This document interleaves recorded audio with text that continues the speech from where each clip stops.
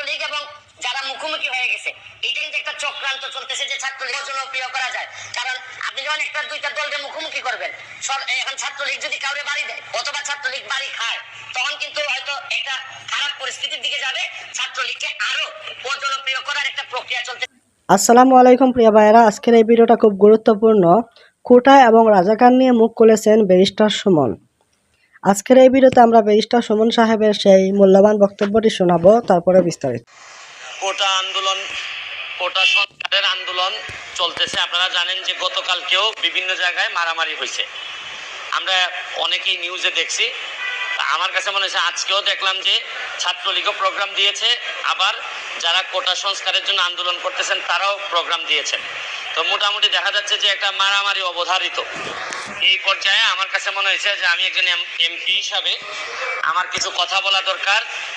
প্রথম যে কথাটা বলতে চাই যে মাননীয় প্রধানমন্ত্রী, সরকার প্রধান, উনিও কোটা সংস্কারের কথা বলেছেন। যারা আন্দোলন করতেছেন তারাও একটা যৌক্তিক সংস্কার চাচ্ছেন। তো দুইজনেরই তো চাওয়া এক, তারপরও এত আন্দোলন কেন হচ্ছে? এর মানে হচ্ছে গিয়ে দুইজন দুইজনের প্রতি হয়তো বিশ্বস্ততা কম, অথবা দুইজন দুইজনকে বুঝে উঠতে পারতেছেন না। আমার কথা হচ্ছে যে একজন যদি বলতো যে না একেবারে কোটা থাকবে না, আর একজন যদি বলতো কোটা থাকবে, তাইলে না হয় আন্দোলনের মাধ্যমে এটা করা যেত। এখন প্রশ্ন হচ্ছে গিয়ে যে যারা প্রথমে আন্দোলন শুরু করছিলেন তাদের এই আন্দোলনকে অনেকেই আমরা যৌক্তিক মনে করছি, কিন্তু যখন এই আন্দোলনটাতে যখন রাজাকার স্লোগান চলে আসলো, যখন দেখা গেল যে সরকার বিরোধী, দেশ বিরোধী কিছু মানুষও এই আন্দোলনের সাথে জড়াই গেছে, তখন তো আর সরকার বসে থাকতে পারে না। তখন মনে হয়েছে যে এই আন্দোলনটাকে একটা সরকার বিরোধী আন্দোলনে, কোটা সংস্কারের আন্দোলন রেখে এটা একটা সরকার বিরোধী আন্দোলনের দিকে মনে হচ্ছে, এবং সরকার তাই মনে করতেছে। আমার এদের আচরণ দেখে মনে হইতেছে। তা আমার কথা হচ্ছে যে আন্দোলনটা ছিল একটা যৌক্তিক, কোটা এই যে যৌক্তিক সমাধানের জন্য, সংস্কারের, এই সমাধান থেকে এখন চলে যাচ্ছে পুরা দেশ বা এই সরকার বিরোধী আন্দোলনে, বা কে রাজাকার কে এইসব আন্দোলনে চলে গেছে। আমি যেটা বলতে চাই, এইখানে আরেকটি পক্ষ যুক্ত হয়েছে। এটা হচ্ছে গিয়ে যে এই কোটা সংস্কারের বিষয়টি আদালতের এখতিয়ার। আপনারা জানেন যে এটা প্রধান বিচারপতির আদালতে এই জিনিসটা আছে। আপনি আদালতকে যদি না মানেন তাইলে তো আমাদের আরেকটা কনস্টিটিউশনাল একটা ক্রাইসিসে আমরা পড়ে যাব। আমার বক্তব্য হচ্ছে পরিষ্কার, যারা আজকে যারা মুখোমুখি হচ্ছেন তাদের প্রতি আমার একটা দাবি, কারণ বেশ কিছুদিন ধরে সাধারণ মানুষের অনেক কষ্ট হচ্ছে। আমি বলছি না যে আপনাদের দাবিও যৌক্তিক, আমি বলতে চাচ্ছি যে আপনাদের এই দাবি আদায়ের যে প্রক্রিয়াটাকে আদালত পর্যন্ত একটু অপেক্ষা করা যায় কিনা। আদালত আগামী 1 মাসের মধ্যে এটা সমাধান দিবেন বলছেন। আমার একটা বক্তব্য হচ্ছে যে আপনারা আন্দোলন করতে পারবেন, আপনারা তো আজকে না করলে কালকে করতে পারবেন না, এরকম কোনো কথা আপনাদের কোথাও ছিল না। আপনারা আদালতটা দেখেন, মাননীয় প্রধানমন্ত্রী নিজেই কিন্তু কোটা বাতিল করে উনি কিন্তু এই আপনারা জানেন গেজেট প্রকাশ করেছেন, এটা কিন্তু উনিই করেছেন, এবং আমার বিশ্বাস উনি আবার একটা যৌক্তিক সমাধান উনি দিতে পারবেন।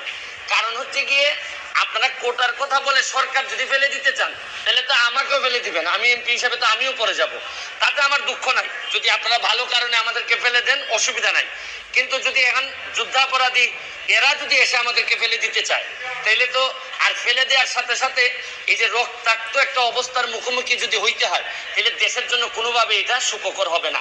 আমার বক্তব্য হচ্ছে আপনারা অন্তত 1 মাসের জন্য এটাকে স্থগিত করেন, এবং প্রয়োজনে আমি আপনাদেরকে নিয়ে যারা কোটা সংস্কারের আন্দোলন করতেছেন তাদের যারা নেতৃবৃন্দ, তাদেরকে নিয়ে যারা আসলেই প্রকৃত ছাত্র তাদেরকে সাথে করে নিয়ে প্রয়োজনে আমি প্রাইম মিনিস্টারের সাথে বসে কথা বলবো, যাতে একটা যৌক্তিক সমাধান করা যায়।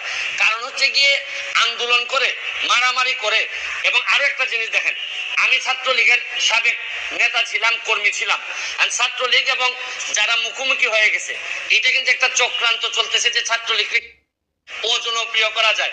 কারণ আপনি যখন একটা দুইটা দলকে মুখোমুখি করবেন, এখন ছাত্রলীগ যদি কাউরে বাড়ি দেয় অথবা ছাত্রলীগ বাড়ি খায়, তখন কিন্তু হয়তো একটা খারাপ পরিস্থিতির দিকে যাবে।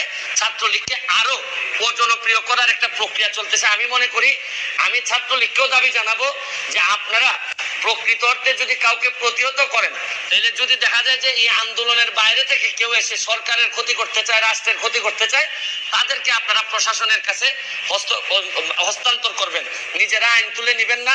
আমি আপনাদের এই বড় ভাই হিসেবে বলতেছি, আর যারা আন্দোলন করতেছেন তাদেরকেও আপনাদেরই বড় ভাই আমি বলতেছি যে আপনারা আদালতের দিকে একটু দেখেন।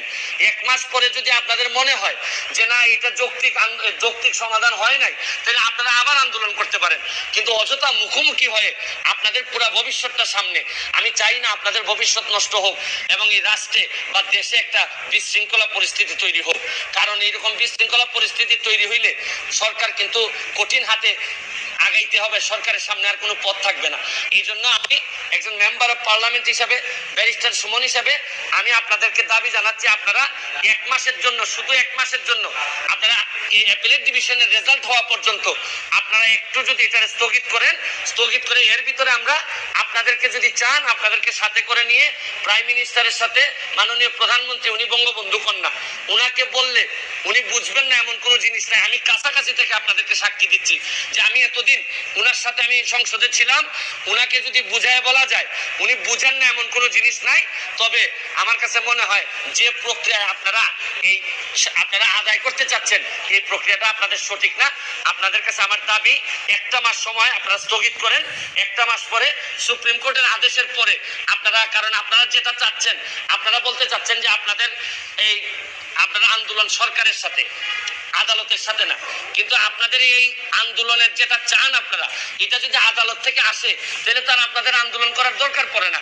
আপনারা মানলাম যে আপনারা আদালতকে চাচ্ছেন না, কিন্তু আদালতের মাধ্যমে আসতে পারে।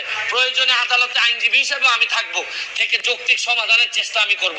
এইটুকু আমি আপনাদেরকে বলেছি।